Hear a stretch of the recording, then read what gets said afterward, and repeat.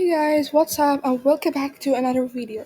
So in today's video we're going to be learning about variables. To start off, I need to tell you how to name a variable. What is the best way to name a variable? Let's start off with IQ equal 190 and then let's print IQ. So now when we run the code we'll get 190. So IQ is a variable. We can name the variable whatever we want. This variable is bounded to the value 190. We can reassign the value of the variable. We can use the variable in different ways. But some people think that we can name an underscore and we can just name it whatever we want.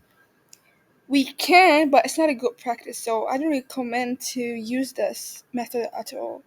I don't recommend starting with an underscore. When naming variable, we can't use the double underscore to name the variable. We can't use keyword as variable name. What I mean by keyword is like print, keyword that are used in Python. We can't say print equal. This is wrong. It won't consider as a variable because this is a wrong way of naming it. Although it can work, but the computer will get confused between the print variable and the print function. In naming variable, we can do space. For example, let's say grade 7. We can't do grade 7 with a space. You need to do an underscore. So in naming variable, you can put any spaces. If you want to make your variable more sensible to read, I recommend to put an underscore, just like what I did just now.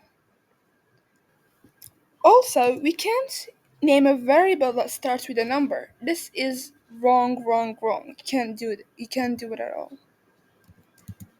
Because the computer will think that 3 is a number, okay?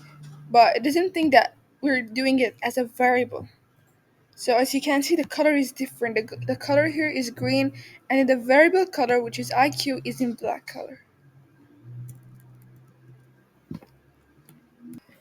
So guys, I'll be writing for you the notes for naming a variable, the do and don'ts. So guys, here are the do and here are the don'ts. So you can remember this always. So I hope you guys enjoyed today's video. Don't forget to hit the subscribe button and like this video if you haven't. And bye guys, see you in my next video.